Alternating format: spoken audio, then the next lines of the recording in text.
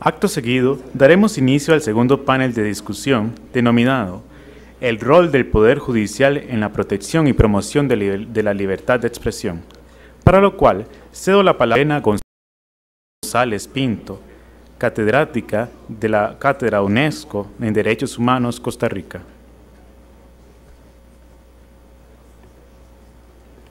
Muy buenos días a todos y todas. En 1993, la comunidad internacional reconoció el 3 de mayo como el Día de la Libertad de Prensa. La comunidad internacional pensó que eso era suficiente para garantizar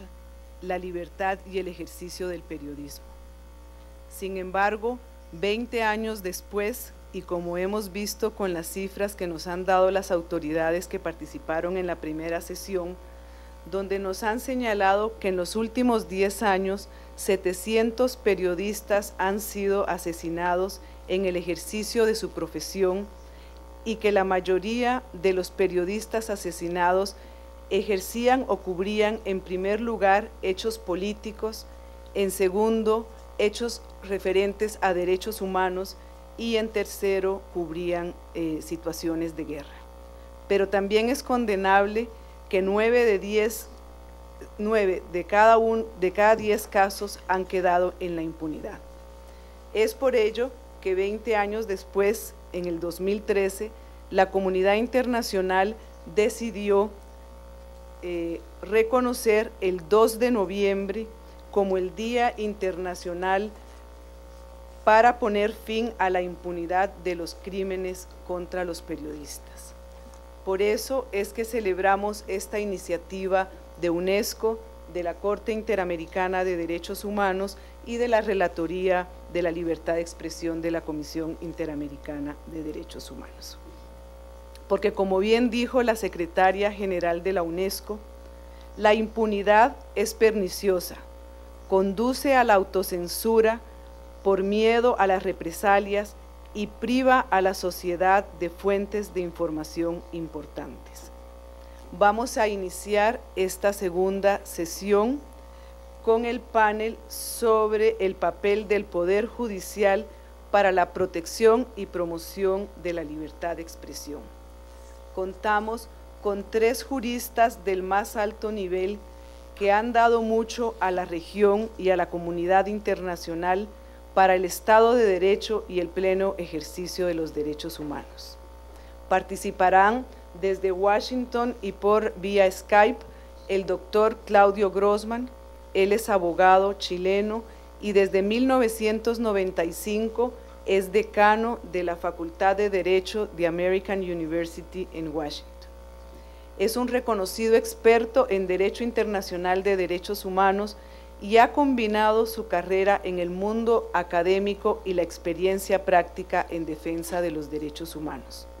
Actualmente, el doctor Grossman es miembro del Comité contra la Tortura de Naciones Unidas desde el 2003 y desde el 2008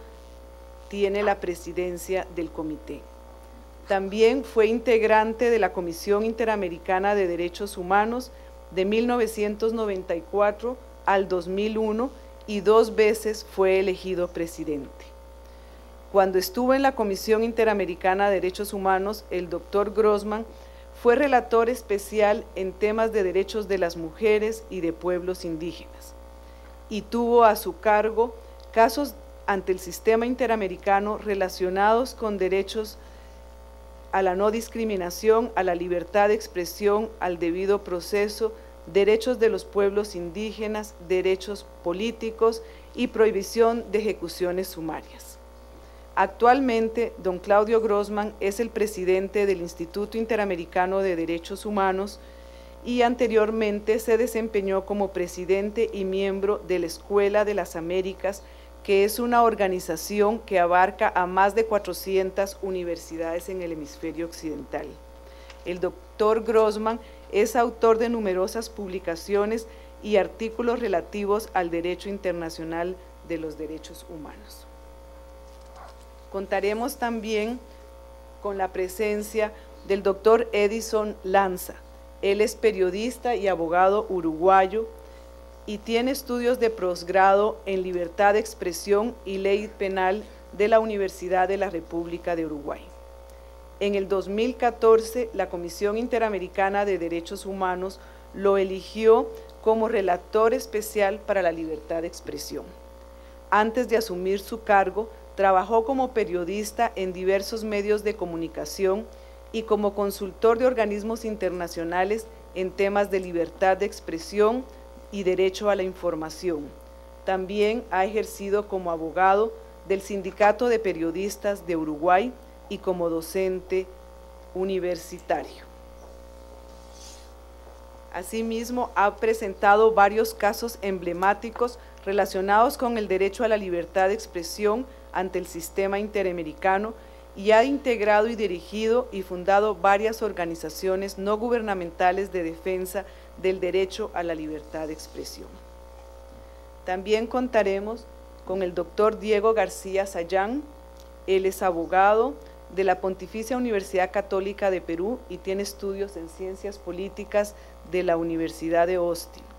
Es juez de la Corte Interamericana de Derechos Humanos. Él fue electo en el 2004 y fue reelecto en el 2009.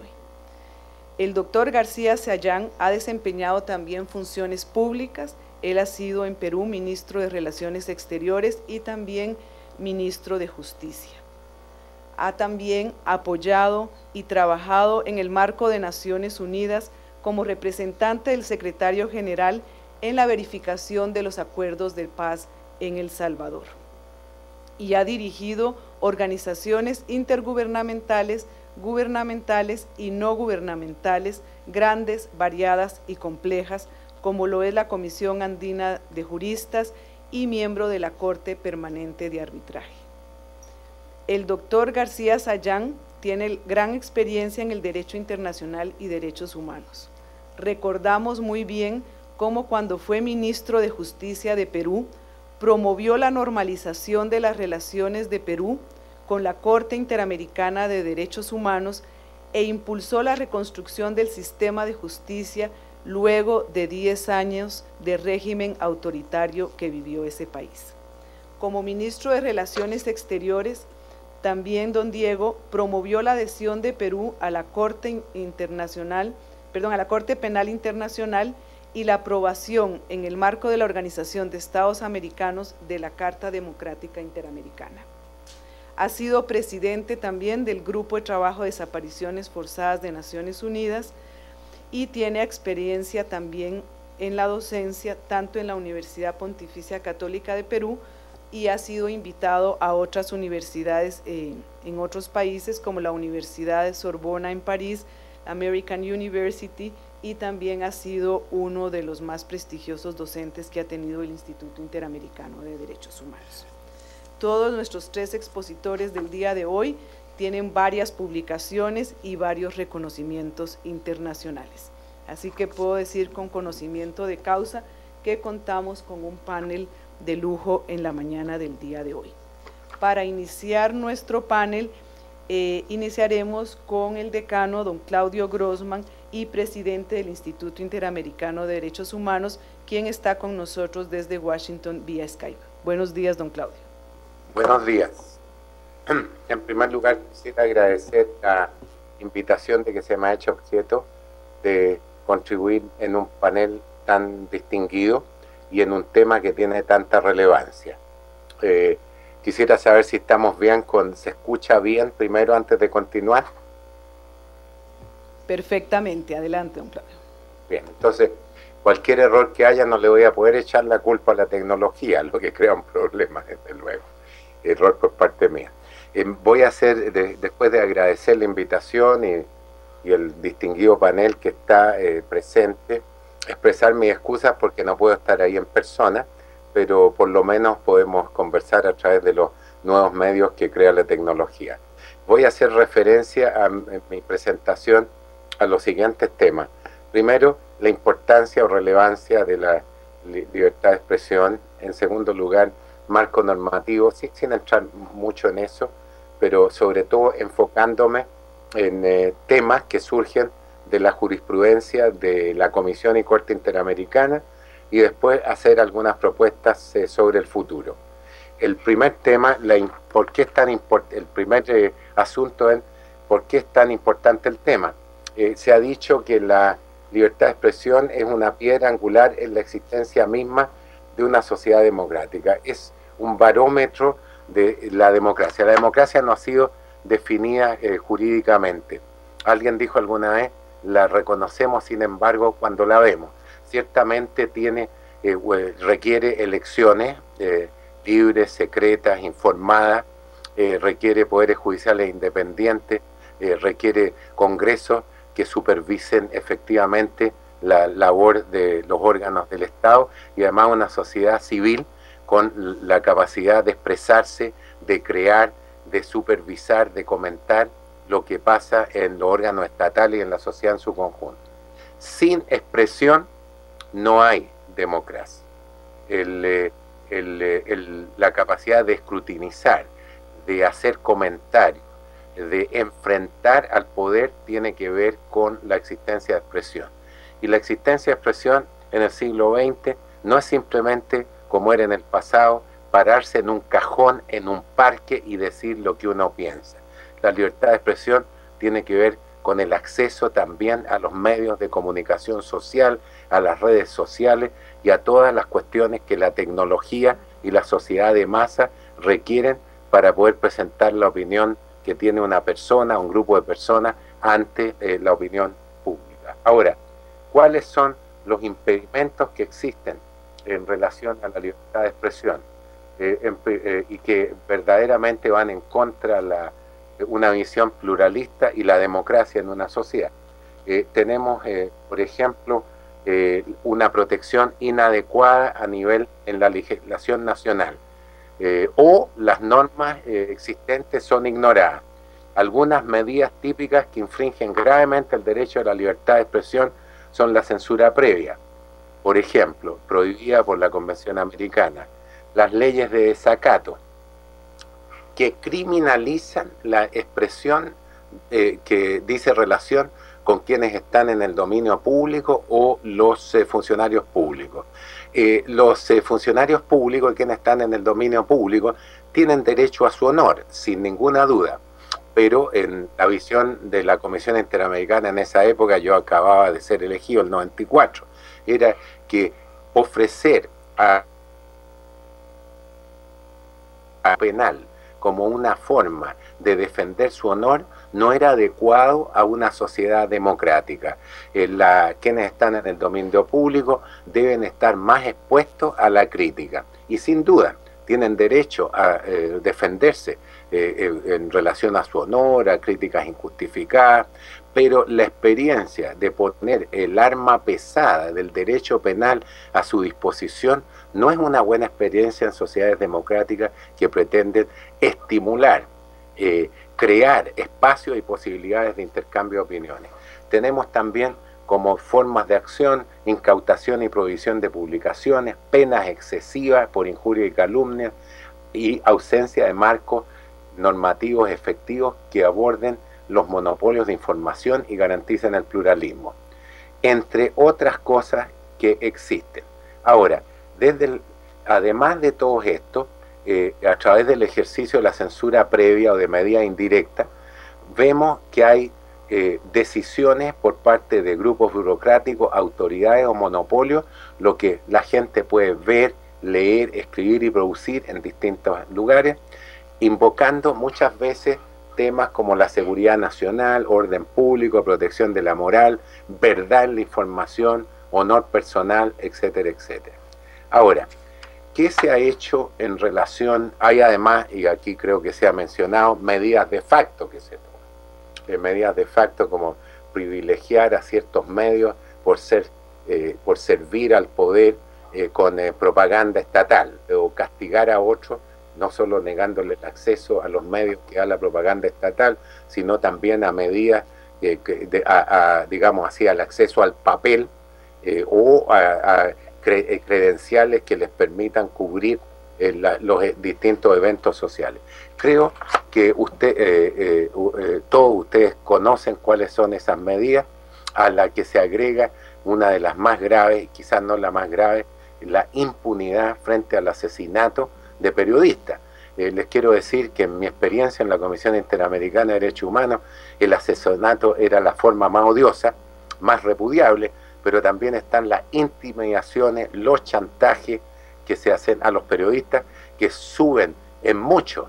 agresiones de hecho a tan importante actividad. Quiero decir que es una importante actividad porque cuando se silencia la voz de un periodista, no solo se está silenciando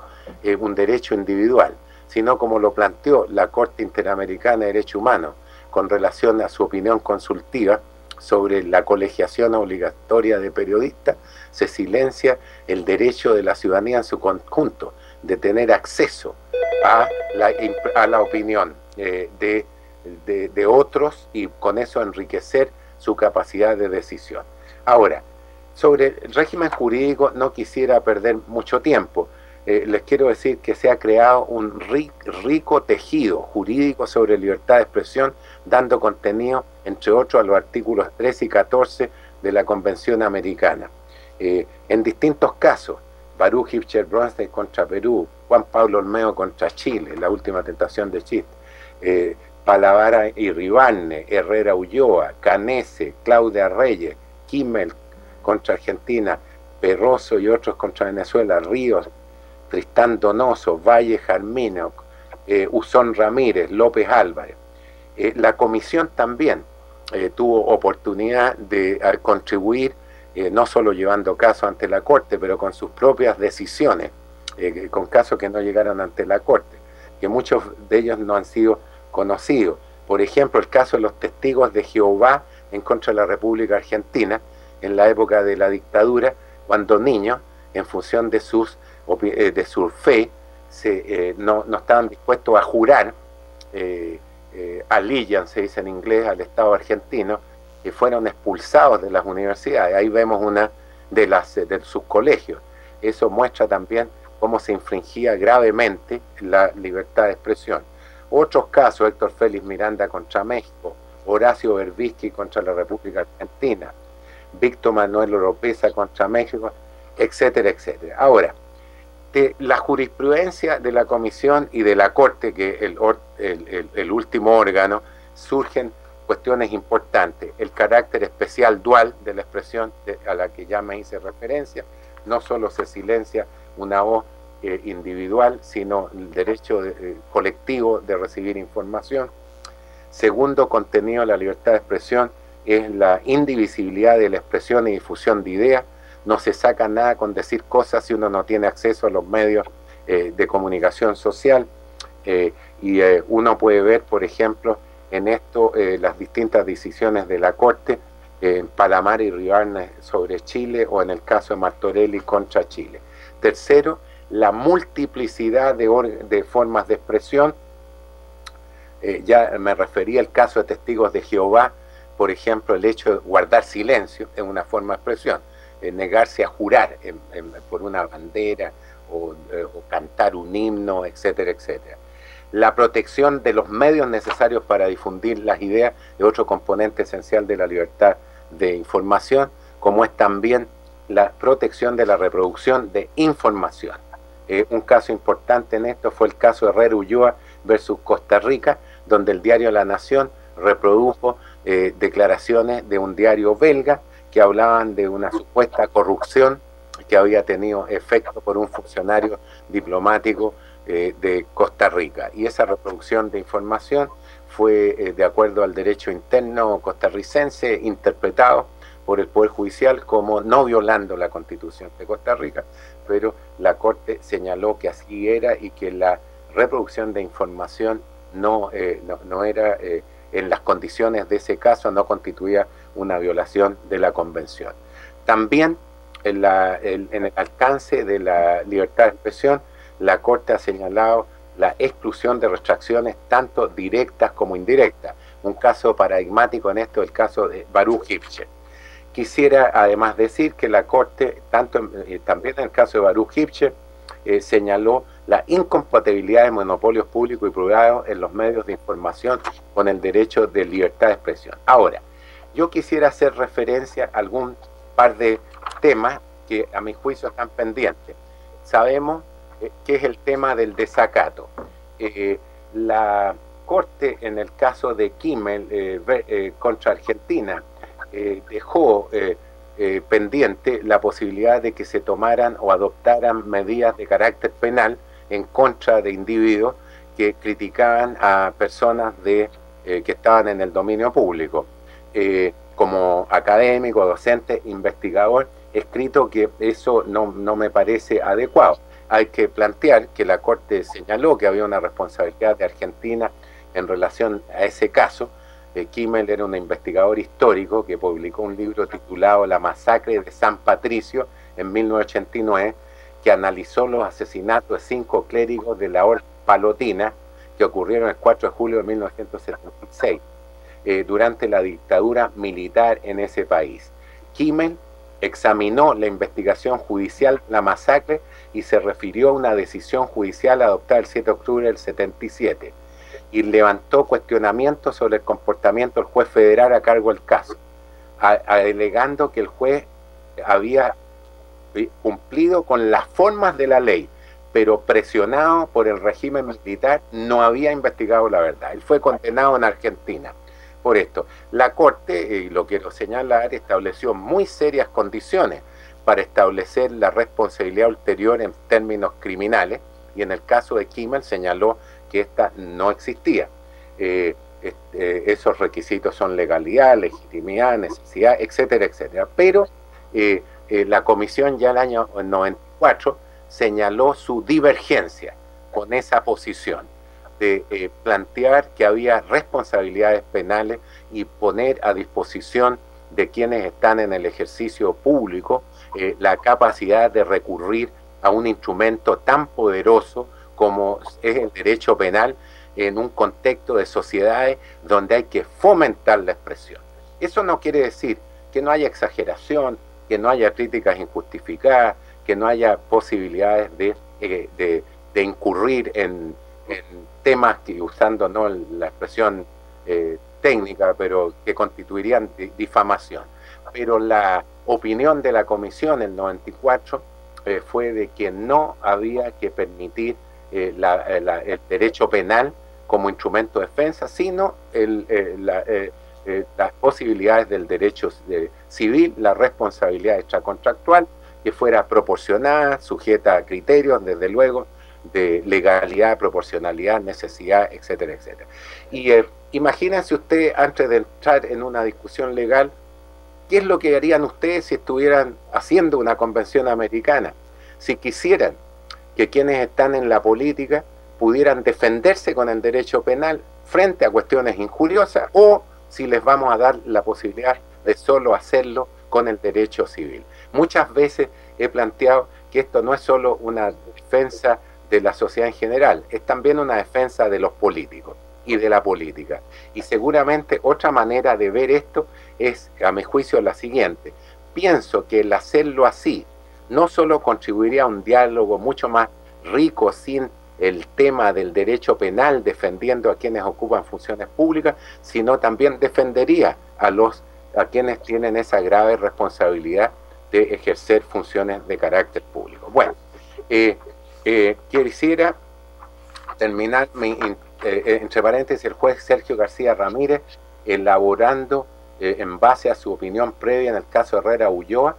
abogó por un completo alejamiento de sanciones penales hacia procedimientos civiles. Quiero decir que hago estos comentarios con gran respeto a la Corte Interamericana. Creo que la Corte Interamericana ha dado numerosas expresiones de su compromiso. La labor de nosotros los académicos es plantear las cosas como las vemos desde el punto de vista de políticas públicas. Y como he dicho, el rico tejido de protección a la libertad de expresión ha sido hecho por contribución de la Corte desde el comienzo. Y es mi función como académico e investigador expresar entonces mi opinión en relación a este tema. Quisiera agregar de más que me parece que el discurso sobre la política, el discurso que tiene que ver con temas de identidad también, de poblaciones indígenas o de género, son discursos que tienen que ser especialmente protegidos, en el sentido de las fronteras de lo que se puede decir en relación a eso tienen que, en el primer caso, tienen que ser fronteras que permitan que fluya libremente, sin el problema del derecho penal puesto como una espada de Damocles sobre la cabeza de la gente. Ahora, ¿cuáles son propuestas que quisiera hacer y las he hecho por escrito? Primero, que las leyes de desacato deben ser derogadas por los países. Quisiera decir que se ha avanzado tremendamente en esa dirección. En mi último análisis, pero yo creo que el excelente relator de libertad de expresión podrá certificar eso, solo aparece que hay, y puedo estar equivocado en esto, 7 países con leyes de desacato y algunos de ellos no las utilizan. Entonces yo creo que se han creado condiciones para impulsar aún más eso. Incluso quienes creen que el desacato no está prohibido por la Convención Americana, yo pienso que sí está prohibido, pero pudieran unirse en pensar de que es una cosa positiva que los países hayan ido anulando progresivamente estas leyes. Incluso varios de las que no lo han anulado no las utilizan en la práctica. Entonces, esa es una propuesta. Segundo, la responsabilidad ulterior civil debe ser estrictamente regulada. Y me parece que el razonamiento de la Corte en el caso Kimmel ha previsto un marco adecuado para el análisis de ello que debe ser estrictamente aplicado. Me parece muy positivo ese marco y no quisiera entrar en él por temas de tiempo. Tercero, pienso que la defensa del honor, que es utilizada a veces como una excusa, debe ser limitada a personas naturales y no debe ser extendida a instituciones. En este caso, también pienso que cuando en el caso Usón Ramírez, en relación a Venezuela, la Corte extendió la posibilidad de injurias contra las Fuerzas Armadas Nacionales como un objeto jurídico legítimo a protegerse, siendo de ello, no me parece adecuado. No porque las Fuerzas Armadas no puedan defenderse, hay otras nociones como la seguridad nacional que permitirían su defensa, pero la Convención Americana establece un régimen de defensa de derechos individuales con algunas excepciones colectivas que son estrictamente reguladas, y yo creo, desde luego, que las Fuerzas Armadas cumplen un rol y deben defenderse, pero no me parece que en el marco de la libertad de expresión tengamos que constituir el honor de la Fuerza Armada en su conjunto. Me parece que debe ser utilizado en relación a individuos o grupos de individuos, pueblos indígenas, cuestiones de género, orientaciones sexuales, etcétera, etcétera. Cuarto, la libertad de expresión requiere pluralismo en los medios y el rechazo a monopolios públicos y privados. Valoro grandemente el hecho que la Corte ha señalado en varias oportunidades que los estados tienen una obligación positiva, y no simplemente abstenerse, pero positiva. No solo, comillas, debe minimizar las restricciones a la circulación de la información, sino también equilibrar en la mayor medida de lo posible la participación de las distintas informaciones en el debate público, impulsando el pluralismo informativo. Eso dijo la Corte en el caso Kimmel contra Argentina, y no lo podría nadie haber puesto mejor. Ahora, me parece que la Relatoría Especial para la Libertad de Expresión podría jugar un rol crucial en avanzar lo que planteó la Corte. Por ejemplo, ¿cómo podemos establecer criterios que permitan que haya verificar el pluralismo en los medios de expresión? A veces he visto situaciones en que justificadamente se ha dicho que monopolios privados, por ejemplo, permitían o evitaban el acceso de personas que tenían otra ideología o visiones respecto de la organización social a los medios, al conjunto del cuerpo social. Pero lo que hemos visto es que algunas veces ese tipo de crítica ha resultado en cerrar todos los medios, o sea, en crear una situación en que el argumento legítimo de la falta de pluralismo ha terminado en la mordaza plena. Entonces, a mí me parece que deberíamos elaborar más específicamente sobre la base de esta importante de decisión de la Corte, que no es la única, y hay nuevos desarrollos en esto, pero estoy seguro que quizás el juez que me va a seguir va a poder, Diego García Sayán, va a poder hacer más referencia. Me parece que deberíamos establecer como guías de acción sobre qué constituye una existencia pluralista. Y quizás el relator de libertad de expresión podría contribuir en algo en esta dirección. En mi visión personal, de lo que se trata es de agregar voces y no de reducir voces.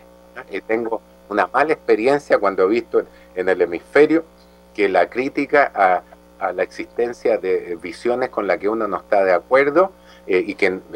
quizás la exclusión de otras ha resultado en silenciar. Lo mismo me ha pasado en las Naciones Unidas. Don Claudio, bueno, ok. Quisiera terminar mi expresión diciendo lo siguiente. Siempre hay una discusión a nivel de teoría, ¿qué son más importantes? ¿Los derechos civiles o políticos o los derechos económicos, sociales y culturales? La Corte Interamericana, entre otros, también ha señalado que hay una indivisibilidad de derechos. Pero llamo la atención a ustedes de lo siguiente. Para discutir eso tenemos que tener libertad de expresión. La libertad de expresión nos sirve justamente para plantear nuestras posiciones con el objeto de dilucidar temas muy importantes, incluyendo las prioridades de los derechos y cómo tenemos que avanzar en el tema de los derechos. Agradezco, entonces con esto quiero terminar mi intervención señalando que la libertad de expresión es, como lo ha dicho la Corte, un derecho dual que tiene una gran significación para el futuro de todos nosotros, tanto desde el punto de vista nacional como individual. Les agradezco la atención. Muchísimas gracias, don Claudio, por su intervención, y vamos a dar paso a don Edison Lanza, relator de Libertad de Expresión de la Comisión Interamericana de Derechos Humanos. Muchas gracias. Buenos días a todas y a todos. Quiero agradecer particularmente a UNESCO y a la Corte Interamericana de Derechos Humanos por invitar a la Relatoría Especial para la Libertad de Expresión a formar parte de los organismos internacionales que están convocando a este, digamos, día para poner fin a la impunidad contra crímenes, de los crímenes contra los y las periodistas. Creo que es altamente simbólico que UNESCO haya elegido este lugar, la Corte Interamericana de Derechos Humanos, para celebrar el día a nivel global y a nivel mundial, lo que indica el compromiso de los organismos de protección con la situación que viven los y las periodistas en cuanto a la violencia, ¿verdad?, de las que son víctimas. Y si bien el alcance del panel tiene que ver con el rol del Poder Judicial, justamente en la promoción y protección de la libertad de expresión, lo cual tiene un alcance más amplio y me aleja un poco del objetivo general de este encuentro, yo quiero tomar 2 minutos para rendir homenaje a esos cientos de periodistas que han perdido la vida aquí en el hemisferio, en particular desde que asumí como relator estos 40 casos que ustedes han mencionado, y decir que detrás de las estadísticas, ¿verdad?, hay periodistas que van más allá, que trabajan y que se comprometen más allá de lo que son sus responsabilidades. Una vez un editor me dijo, ningún periodista tiene que ser un héroe, es suficiente con el extraordinario aporte que hacen a la democracia y a las libertades los periodistas con su trabajo en condiciones normales. Esto es vivir o dedicar su vida a ir tras la noticia, buscar información de interés público, ejercer el control social, esa función de perro guardián que muchas veces se ha mencionado que tienen los periodistas, porque esto es el elemento, como todos lo hemos reconocido a lo largo de estas primeras intervenciones, es el elemento, uno de los elementos centrales del Estado de Derecho y del sistema democrático. Y esa es la contribución de los periodistas. No son jueces, no son fiscales, no son policías, son personas que dedican su vida a buscar información relevante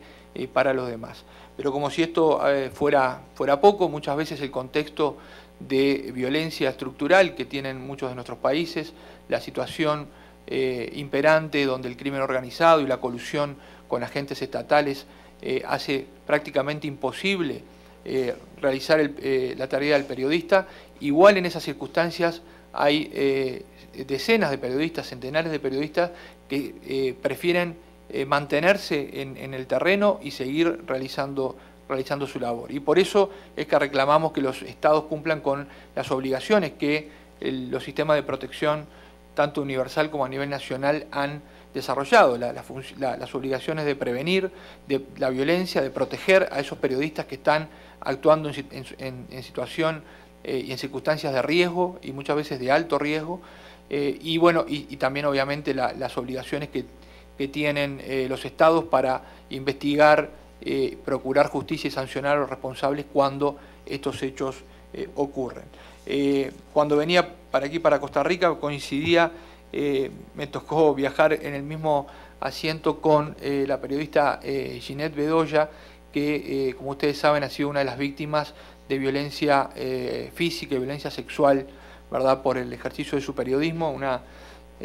casualidad, una grata casualidad, y justamente preparando esta palabra le pregunté por qué razón, después de sufrir ese tipo de agresiones tan terribles, una persona se mantenía en la profesión y elegía seguir haciendo periodismo con escoltas, con carros blindados, con un riesgo de vida permanente.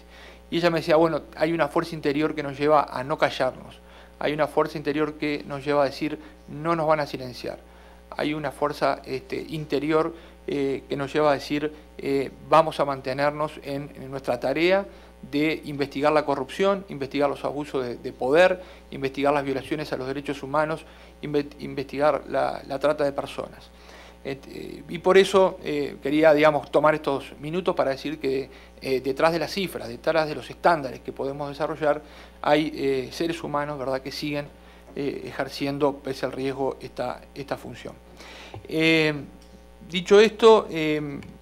quería enfocarme en el trascendente papel que tanto los tribunales internacionales como nacionales tienen en la promoción y defensa de la libertad de expresión. Muchas veces desde los sistemas de promoción y de protección, desde la Comisión Interamericana de Derechos Humanos, desde la Relatoría, tendemos a relacionarnos básicamente con los poderes ejecutivos, ¿verdad? Hacemos una visita en terreno para ver la situación de un país y nuestra relación y nuestra exigencia y nuestras recomendaciones van muchas veces hacia el Poder Ejecutivo. Sin embargo, las obligaciones obviamente internacionales, la internalización del derecho internacional de los derechos humanos, la protección supranacional que supone un salto cualitativo para las víctimas, para las personas que viven en la jurisdicción de los países que han ratificado estas convenciones internacionales, llama y pone de presente el importante rol que también tienen otros poderes del Estado, y el Poder Judicial justamente en este caso tiene una tarea primordial. Y en ese sentido los Estados, bueno, se han comprometido a colaborar de buena fe con el cumplimiento de estos estándares. Por lo tanto, el Poder Judicial tiene en este caso una función de primer orden, en el sentido de que son en los Estados nacionales, en la jurisdicción nacional, los que están llamados a proteger estos derechos frente muchas veces al poder o al abuso de poder de otros funcionarios del Estado. Esas obligaciones obviamente estatales se reducen o se resumen en la de respetar y no interferir a las personas que ejercen la libertad de expresión, la de facilitar obviamente la realización de los derechos a través de las políticas públicas que aquí se han mencionado. En ese sentido agradezco a Claudio que me ha hecho el enorme favor de dar todo el marco general de la teoría de la libertad de expresión y del alcance y contenido de la libertad de expresión que ha desarrollado el Sistema Interamericano de Derechos Humanos, y son los Estados, tanto a través del Poder Ejecutivo como el Poder Legislativo cuando tiene que adaptar las leyes a estos estándares, como el Poder Judicial cuando tiene que hacer el control de convencionalidad y hacer cumplir estas disposiciones, ¿verdad? Y en ese orden creo que los órganos de protección universal del Sistema Universal de Protección de Derechos Humanos y el Sistema Interamericano de Derechos Humanos cumplen un papel fundamental al interpretar la Convención, en este caso la Convención Americana, y a generar estos principios a través de su jurisprudencia que tan brillantemente Claudio Grossman ha desarrollado en este comienzo, en este panel, ¿no? Yo creo que hay que reconocer aquí que tanto la Comisión y la Corte tienen que sentir orgullo, ¿verdad?, de haber forjado una jurisprudencia en materia de libertad de expresión tan amplia, tan protectora y tan progresista como la que se ha señalado y se ha puesto de presente en este panel. Si uno compara, y ayer lo hablábamos con don Baltasar Garzón en un interesante panel de calentamiento de esta primera reunión que teníamos, y como juez en Europa él me decía, bueno, muchas veces he recurrido a estos estándares de libertad de expresión que ha desarrollado el Sistema Interamericano de Derechos Humanos para aplicarlo en mi jurisdicción en ¿verdad?, los tribunales españoles. Y esto es otro elemento muy importante en la era de la globalización y de las comunicaciones, donde la idea de los estados, de las soberanías nacionales está crujiendo. Yo creo que este es un llamado también a la creatividad de los jueces a nivel local y nacional, en el sentido de interpretar las normas nacionales a la luz de los estándares que generan no solo ¿verdad?, los organismos de protección de su hemisferio o que son reconocidos por su país o en el cual están insertos, sino también de aplicar el principio erga omnes y digamos, tomar de la jurisprudencia internacional y de los instrumentos internacionales aquellas decisiones que sean más protectoras para el derecho que está en juego y para la víctima, ¿no? Y en ese sentido creo que el Sistema Interamericano de Derechos Humanos juega un papel fundamental. Se ha dicho más de una vez que el alcance del artículo 13 de la Convención Americana de Derechos Humanos es, digamos, más amplio, más protector de la libertad de expresión que el artículo 10, por ejemplo, de la Convención Europea. Y creo que muchos de los fallos de la Carta, de Derechos Humanos de Europa y muchos de estos fallos que ha producido la propia Corte Interamericana de Derechos Humanos tienen los más altos estándares. Por lo tanto, creo que eso es parte de los activos que tiene la región en materia de defensa y de protección de la libertad de expresión. Yo aquí también traigo una lista de supermercado, digamos, con los temas que la Corte ya ha ido de algún modo resolviendo y que de algún modo Claudio Grossman adelantó, pero creo que los fallos de la Corte Interamericana, las opiniones consultivas, a partir de la opinión consultiva 5 sobre la colegiación de periodistas, que creo que fue como una viga central de la construcción de la protección de la libertad de expresión en la región, dado que enlistó y adelantó una cantidad de temas que hacen el alcance y contenido de la libertad de expresión, han sido muy bien definidos por el Sistema Interamericano de Derechos Humanos. ¿Cuál debe ser la interpretación de la libertad de expresión a la luz del artículo 13.1 de la Convención Americana y cómo ningún tipo de limitación a la libertad de expresión debe interpretarse en forma separada de este principio general de la más amplia libertad para buscar, recibir y difundir información sin censura previa, sin distinción de fronteras y, digamos, con un alcance universal. Toda la teoría de cómo se deben interpretar las restricciones a la libertad de expresión. Muchas veces yo sé que los jueces nacionales tienen la preocupación de definir, bueno, cuando tengo que elegir entre dos bienes jurídicos, entre la libertad de expresión y el honor, entre la libertad de expresión y la privacidad, entre la libertad de expresión y la imagen, ¿cómo hago ese balance? Y la verdad es que el Sistema Interamericano de Derechos Humanos, en una cantidad de fallos, se mencionó Herrera Ulloa, Kimmel, Canese versus Paraguay, en fin, hay una multitud de fallos en donde ha establecido claramente que cualquier restricción debe estar establecida por una ley claramente y en forma clara y precisa y aprobada por los organismos, digamos, que formalmente tienen la atribución de aprobar estas normas, que solo pueden haber limitaciones en una serie de objetivos legítimos que la propia Convención habilita y que son los que se han mencionado aquí, la reputación de los demás, la seguridad nacional, el orden público y la moral pública, pero que además cualquier restricción debe entenderse a la luz del sistema democrático o del valor que tiene la libertad de expresión para el sistema democrático. O sea, tienen que ser limitaciones muy estrictas, necesarias, para la vigencia de un sistema democrático y obviamente estar sometidas también a un test de proporcionalidad. Y creo que eso ha sido una construcción de la Corte Interamericana de Derechos Humanos, que los magistrados, digamos, que lo tienen que utilizar los estados, el Parlamento, cuando va a legislar sobre estos asuntos, pero que también es un test que pueden aplicar los magistrados cuando tienen a su cargo la resolución de casos concretos donde estos conflictos son reales en el expediente y hay que resolverlo. Creo que también la Corte ha avanzado en forma, digamos, muy brillante en algunos sentidos en cuanto a delimitar y establecer que en una democracia, y por suerte nuestra región, pese a todos los problemas, lleva unos 30 años de reconstrucción y de consolidación de los sistemas democráticos. En una democracia seguramente la censura burda y brutal y directa no va a ser el camino que van a elegir los gobiernos más de corte autoritario para limitar la libertad de expresión, sino que van a transitar por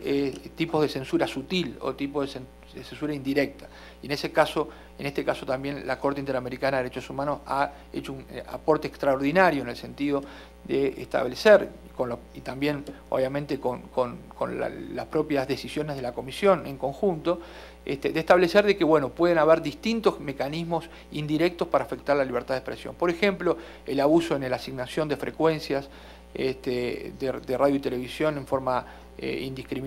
discrecional, el abuso en la asignación de la pauta oficial, las restricciones que pueden tener que ver con la provisión de papel a los periódicos, mecanismos indirectos para remover una frecuencia o impedirle a alguien fundar un medio de comunicación, etcétera. Obviamente, y esto no lo voy a aburrirlos y repetir lo que ya se ha explicado, el entendimiento que hay sobre la vinculación, mejor dicho, cómo debe entenderse la protección del honor a la luz del derecho a la libertad de expresión. Y aquí, si bien en los últimos tiempos hubo una cierta discusión o temor de que la propia Corte regresara en sus más altos estándares, con el caso Memoli, quiero decir que para la Comisión, el estándar es el que acaba de mencionar el profesor Grossman, es decir, el no uso del derecho penal para expresiones de interés público y que versan sobre funcionarios públicos o sobre personas que se han expuesto voluntariamente a la crítica pública. La Corte no ha adoptado aún ese estándar, pero sí en los casos anteriores, en el caso Kimmel, en el caso Canese, etcétera, ha dicho el uso del derecho penal puede convertirse en un mecanismo de censura indirecta y tiene un efecto amedrentador y por lo tanto solo puede ser aplicado bajo estrictas condiciones y en forma mínima. Así que, esas son las dos posiciones que hoy conviven en el sistema interamericano de derechos humanos y que me parece que cualquiera de las dos indican que el derecho penal al menos no debe utilizarse en forma amplia ni extensiva para criminalizar expresiones de interés público. Quiero decir que, si bien estamos todos de acuerdo en que el desacato es un delito de lesa majestad que protege indebidamente el honor de funcionarios que han sido electos, que han ido a pedir el voto de la ciudadanía, también, ya me sacaron tarjeta amarilla, ya voy, también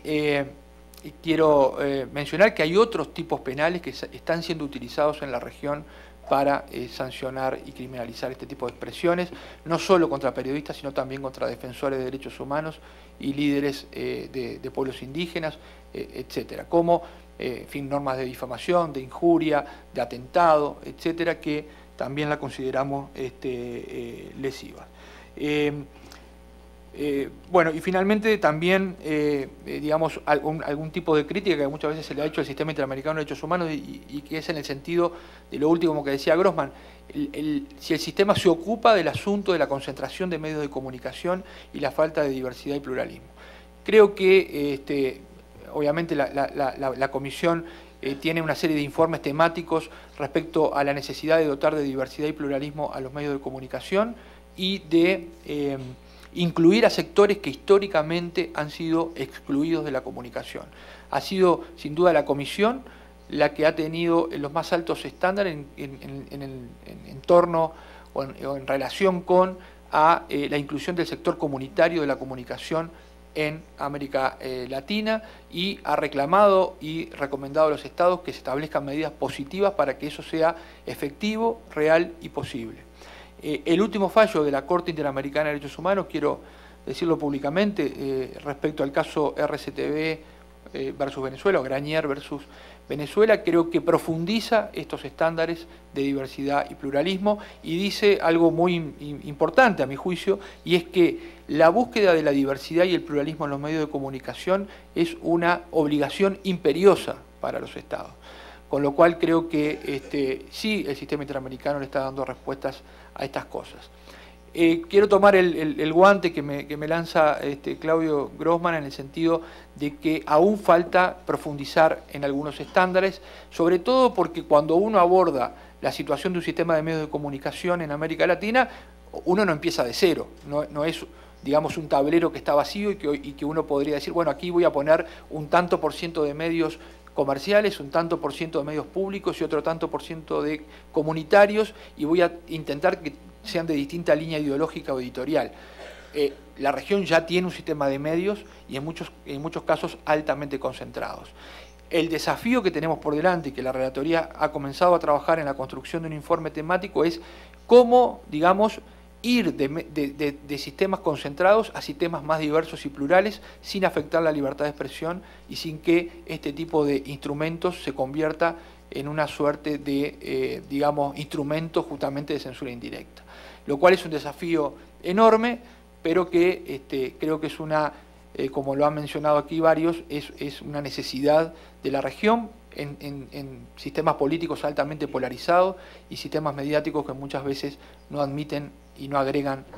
más voces. Y para cerrar, si me dan un minuto más, un alargue,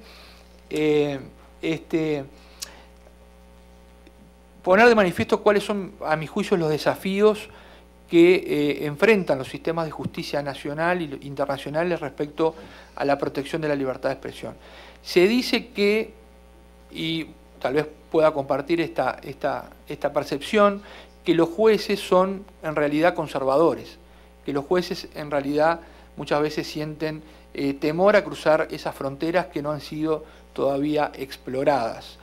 Y cuando hablamos de libertad de expresión es uno de esos temas que generalmente nos enfrentan a fronteras. ¿Por qué? Porque yo no tengo dudas de que para avanzar en la protección de la libertad de expresión, el derecho ha sido conquistado generalmente por aquellos que son las personas con mayor disidencia en un sistema democrático y un sistema político, con los que presentan las posiciones que a veces son minoritarias y son, digamos, incómodas para mucha gente, o con aquellos sectores que son más postergados y que tienen mayores demandas, o por aquellas personas que tienen, digamos, la capacidad de tener un discurso más vibrante, más inquisidor, más robusto. Entonces, es a esos sectores que muchas veces están llamados los operadores de justicia a proteger cuando se encuentran ante un caso concreto. Yo me preguntaba, ¿podríamos decirle a los guatemaltecos que es un exceso realizar 60 marchas en poco más de 3 meses? Uno podría decir, bueno, pero eso es un abuso de la libertad de expresión, han saturado las vías públicas durante muchos días y eso se contrapone al derecho a la circulación, al trabajo, pero y el resultado final que esa manifestación tuvo, digamos, como demanda contra la corrupción. Lo pongo como un ejemplo reciente, pero puede haber también aquellos periodistas que siguen un tema en forma incesante. Por ejemplo, aquellos que han publicado durante meses la situación de corrupción en la FIFA, y hoy se termina con lo que estamos viendo de una serie de personalidades de la FIFA que están siendo procesadas. Y uno puede decir entonces, ese periodista incurrió en un linchamiento mediático porque hizo 55 artículos sobre el tema de la corrupción en la cúpula de la FIFA. Esos son los desafíos reales que los juristas y los jueces se enfrentan cuando tienen que resolver temas de libertad de expresión. Y por último, creo que Internet y las nuevas tecnologías también nos enfrentan a desafíos de jurisdicción y a desafíos de, digamos, interpretación global de estos principios. Porque cualquier decisión que puedan estar tomando los jueces y los operadores de justicia sobre asuntos vinculados a la libertad de expresión en Internet pueden tener una repercusión global y más allá de sus fronteras nacionales. Por lo tanto, esto es también, yo creo, una nueva frontera para la libertad de expresión. Y por último, una referencia al problema de la impunidad en la región, y ahí creo que tanto el sistema interamericano como los tribunales nacionales nos debemos avanzar mucho en las obligaciones justamente de los procuradores de justicia, de los fiscales, de los sistemas judiciales en cuanto a la investigación de estos crímenes. Estamos fracasando en resolver los crímenes, ya sea porque o no se encuentra a los culpables intelectuales y materiales, o no se explica que ese periodista fue asesinado o agredido por el hecho de seguir una línea de investigación periodística que alguien quería ocultar, o porque se dilatan extensamente las investigaciones y tenemos que la mayoría de los casos sobre denuncia o peticiones individuales en la comisión, en la Corte de Asesinatos contra Periodistas tienen más de 10 años de investigación sin resolución. O no se remueven los obstáculos para que haya una indagatoria independiente y autónoma. Por lo tanto, ahí creo que sí nos hace falta avanzar en estándares de obligaciones estatales en esta materia, ¿verdad?, para justamente promover una resolución de estos casos. Para cerrar y decirles que la Relatoría ha priorizado los temas de violencia contra periodistas y estamos incrementando la cantidad de tramitaciones de casos, tanto de admisibilidad o fondo, que finalmente en algunos casos llegará a la Corte Interamericana de Derechos Humanos para enfrentar esta situación de impunidad en los crímenes cometidos contra la libertad de expresión. Gracias.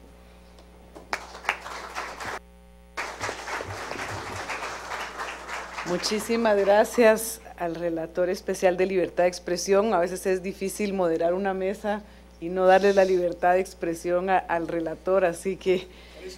¿verdad? Sí, sí, no sabía cómo. Bueno, para finalizar nuestro panel vamos a dar la palabra al doctor Diego García Sayán. Él, además de toda la presentación que les he dicho, ejerce el periodismo, tiene una columna en El País, en el periódico El País de España, y una columna también en un periódico en Perú, y le agradecemos porque estamos en su casa. Él, como juez de la Corte Interamericana, también ha sido presidente de la Corte en 2 oportunidades, así que muchísimas gracias por recibirnos. Muchas gracias, Lorena, amigas y amigos. Sin más prolegómenos, vamos al toro. Y qué bueno, ¿no?, que, como Edison lo ha recordado, hayamos avanzado en democracia en América en estos últimos 20 años, que los gobiernos sean elegidos, que haya una noción más generalizada del derecho a la participación, del derecho de que tenemos derecho las personas, los ciudadanos y ciudadanas de América Latina. Pero qué grave, qué serio que haya intimidación a periodistas, que haya agresiones, que haya asesinatos que quedan en la absoluta y casi total impunidad. Hace unos días el presidente saliente de la Sociedad Interamericana de Prensa hablaba de 20 asesinatos ocurridos en el último año. La cifra de la relatoría se amplía porque incluyen las personas que trabajaban en los medios de comunicación. Sea cual sea la cifra, estamos hablando de un fenómeno que por su dimensión y por la impunidad que hay detrás es gravísimo, y por eso tan importante que se haya fijado este día del 2 de noviembre y tan importante que haya habido la iniciativa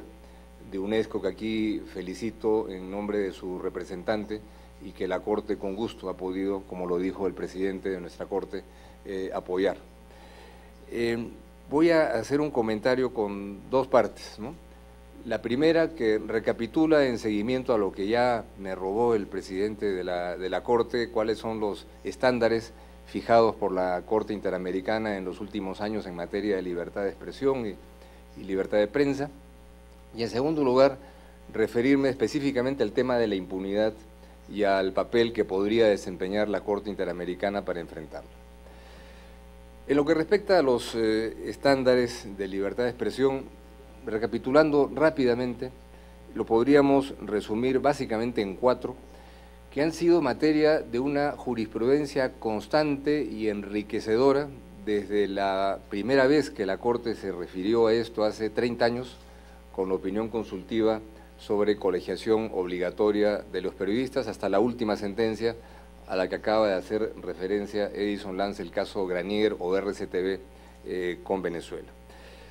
De aquí se recogen 4 principios fundamentales, no los menciono todos, pero sí 4 que son fundamentales. El primero, que la libertad de pensamiento y de expresión es un elemento esencial en una sociedad democrática. Lo acaba de repetir y refrasear la Corte en la sentencia de Granier, piedra angular en la existencia misma de una sociedad democrática. Si no hay libertad de expresión, si ésta se ve amenazada o coartada, la democracia misma se ve amenazada o coartada,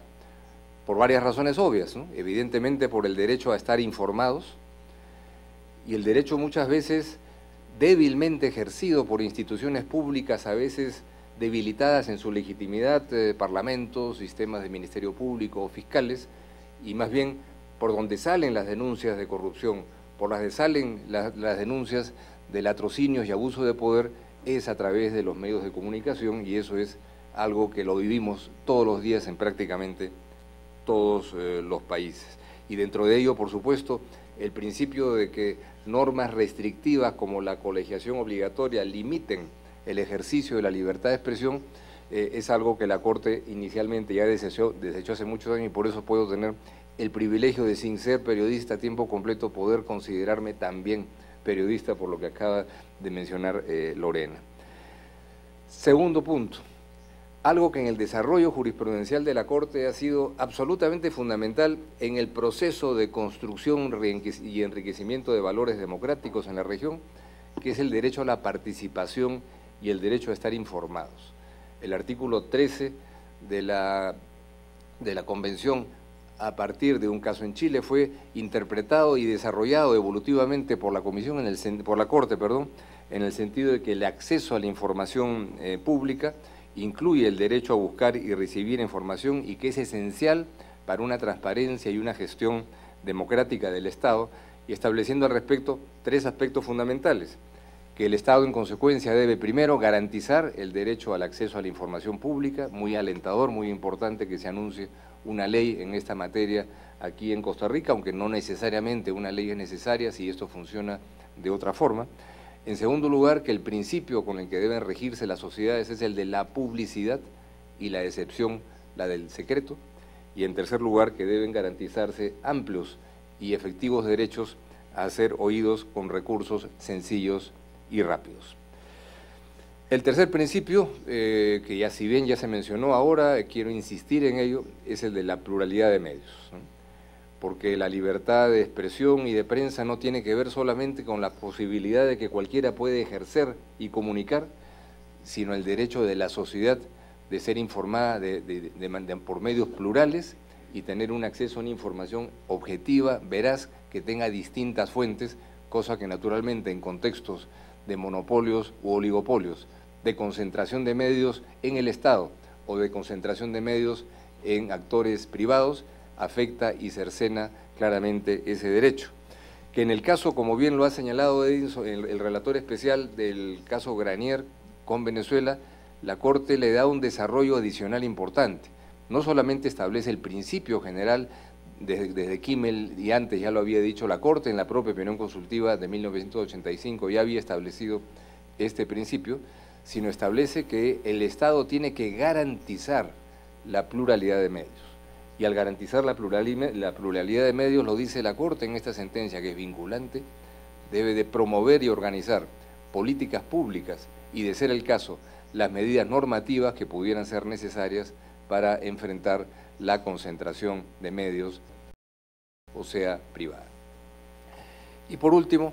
el principio de que el ejercicio del derecho a la libertad de expresión y a la libertad de prensa en un Estado democrático tiene que leerse e interpretarse en equilibrio y ponderación con otros derechos, como el honor, la dignidad, la intimidad, como lo ha hecho la Corte en jurisprudencia constante e invariable. Se han mencionado casos que en apariencia eran distintos, pero Kimmel, Memoli, todos tienen el mismo principio de la utilización de los medios que franquee una sociedad democrática, incluidos los medios judiciales, y sí, en determinadas circunstancias, y por supuesto con las garantías del equilibrio, la ponderación y el debido proceso de los medios penales, para utilizar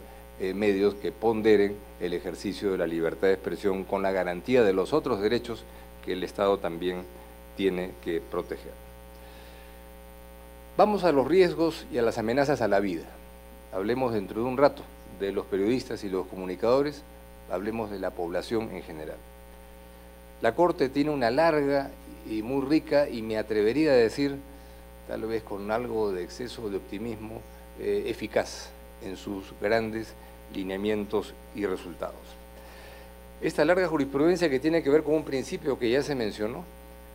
que es el deber del Estado, de acuerdo a su propia condición de Estado soberano y a la obligación contraída de la Convención, de garantizar los derechos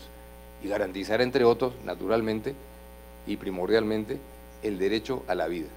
el deber de proteger que tiene el Estado en ese sentido, del cual se deriva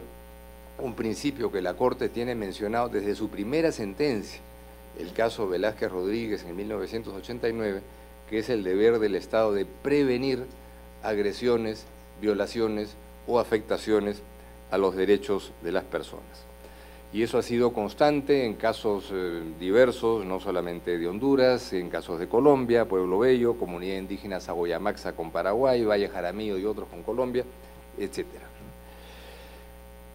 Sin embargo, este deber de prevenir por parte del Estado, la Corte lo ha matizado en su jurisprudencia constante desde el año 89, con un elemento importante vinculado también a la jurisprudencia de la Corte Europea, que es este deber de prevención, como un deber de prevención dentro de lo viable, dentro de lo razonable, entendiendo, como lo dice el Estado en Pueblo Bello, por ejemplo, que el Estado no puede ser responsable por cualquier violación cometida por particulares dentro de su jurisdicción, y que en consecuencia el Estado tiene la obligación de prevenir razonablemente las afectaciones que pudiera haber, de tal forma que cualquier asesinato, cualquier homicidio no sea asimilable y directa y puntualmente a una violación de derechos humanos, con lo cual se desdibujaría lo que es el papel de los órganos de protección frente a las violaciones clásicas de derechos humanos, de manera que, si bien el Estado tiene este deber de prevenir, lo ha dicho la Corte en su jurisprudencia constante, no tiene una responsabilidad ilimitada frente a cualquier acto criminal que pueda producirse en la sociedad para convertirlo en una responsabilidad internacional del Estado. Y aquí hay dos categorías importantes que la Corte ha construido, incorporando la jurisprudencia de la Corte Europea en la experiencia interamericana. Por un lado, tres componentes que deben concurrir para que en los casos concretos al Estado pueda atribuírsele responsabilidad internacional en hechos criminales que puedan producirse. Tres elementos que son, en primer lugar, el conocimiento de una situación de riesgo real e inmediato. Hay una persona cuya vida puede ser afectada, que se llama tal, que vive en tal lugar, que trabaja en tal lugar, que se desplaza de tal sitio a tal sitio. En segundo lugar, que sea un individuo o un grupo de individuos determinados, nombres, apellidos, quiénes son, dónde están. Y tercero, posibilidades razonables de prevenir o evitar ese riesgo. Eso es parte de una jurisprudencia constante de la Corte, que llevó, por ejemplo, a que en un caso muy serio de feminicidio en Ciudad Juárez, el caso llamado Campo Algodonero, la Corte concluyera que en ese caso, en el que las víctimas que fueron después encontradas descuartizadas y asesinadas, las familias habían reportado la desaparición de esas personas con nombre, apellido, el lugar en el que habían sido vistas por última vez, la hora en la que hacían visto por última vez, y a partir de ahí la Corte concluyó que el riesgo real e inmediato era clarísimo estaban identificadas las personas y las circunstancias que hacían que desde ese instante hubiera una responsabilidad internacional del Estado mexicano si es que no se operaba y no se actuaba como que no se actuó, que es lo que en ese caso se demostró. Pero en el caso de Campo Algodonero, y aquí voy a hacer el puente con el tema de medios de comunicación y de periodistas, la Corte añadió otro ingrediente importante.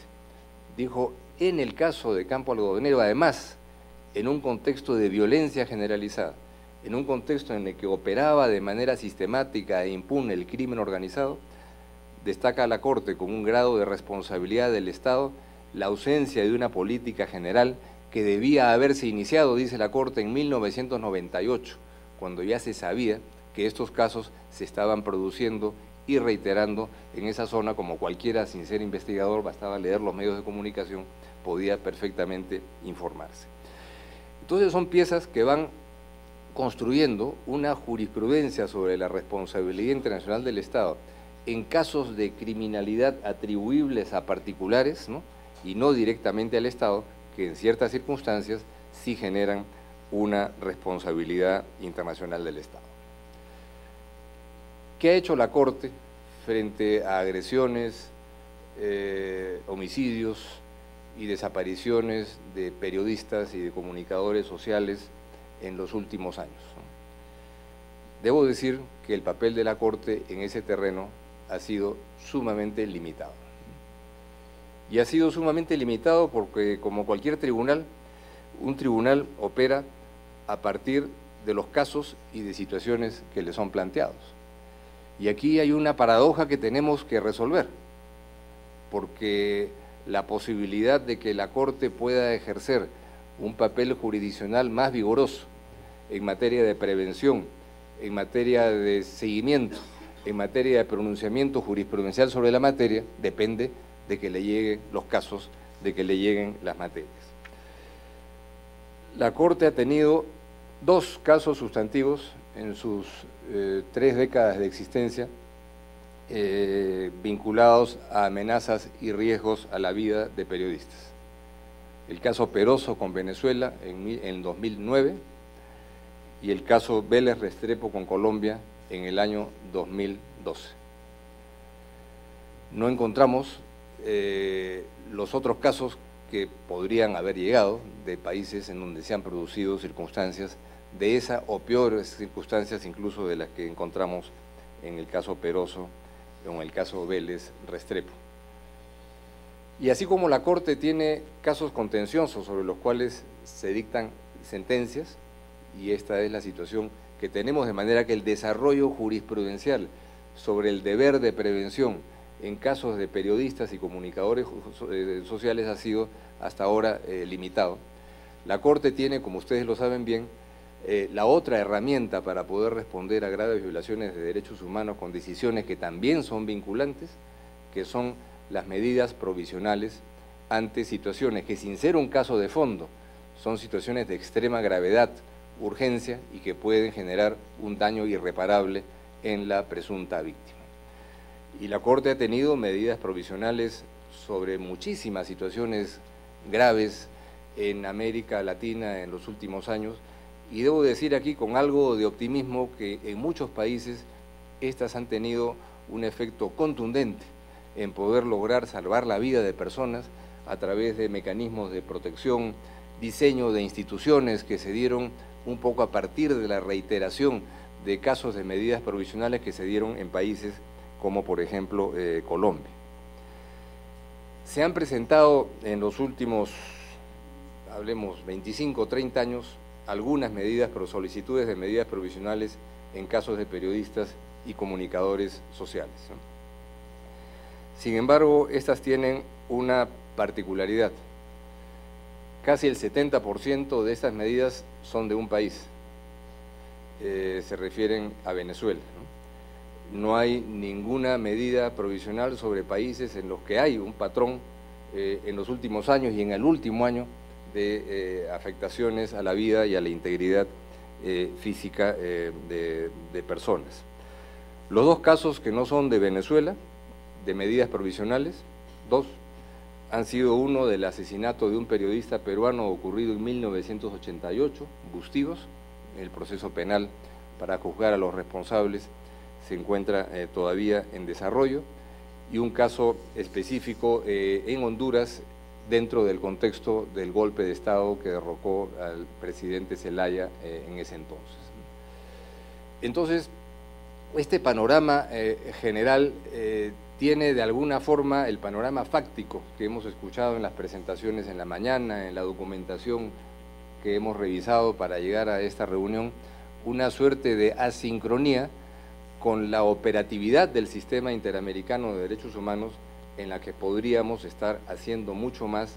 en la línea de prevención, en la línea de conocimiento de casos sobre los cuales la jurisprudencia que podemos compartir en este caso es por eso bastante limitada y restringida.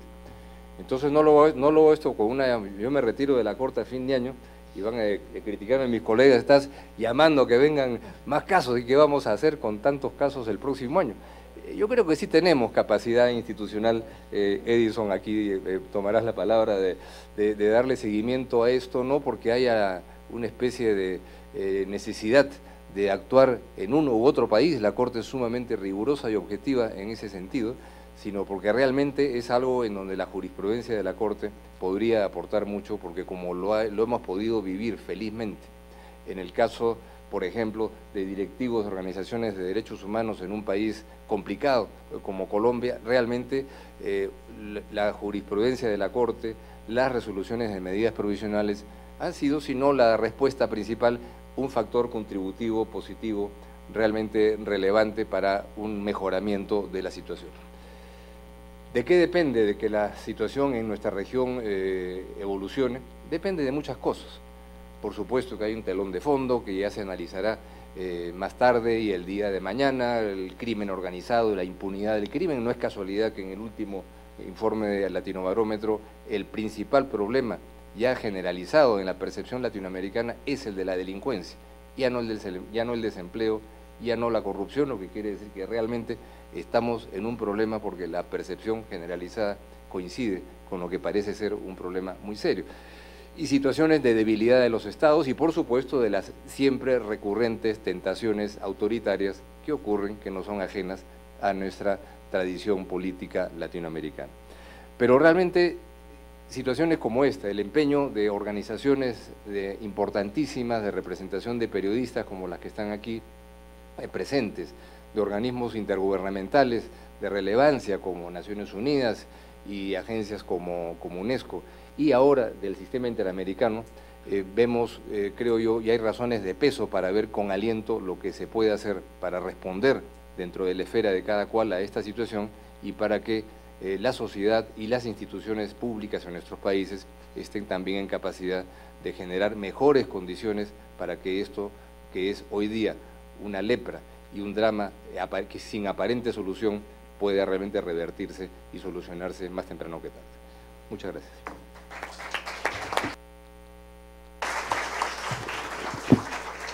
Muchísimas gracias a los tres conferencistas. Realmente ha sido un recorrido por la jurisprudencia de la Corte y de la Comisión Interamericana, los estándares internacionales. Nos han hecho un análisis también de los pendientes que hay, han sido también propositivos para los operadores de justicia de nuestros países y finalmente, lamentablemente por cuestiones de tiempo, no va a haber un periodo de preguntas, sino me quedará nada más que agradecerles a los tres por sus aportes y lo que dijo el relator es importante, no veamos a los periodistas que han sido víctimas como una estadística, sino como un rostro humano, como personas que han entregado su vida por la libertad de expresión. Muchas gracias.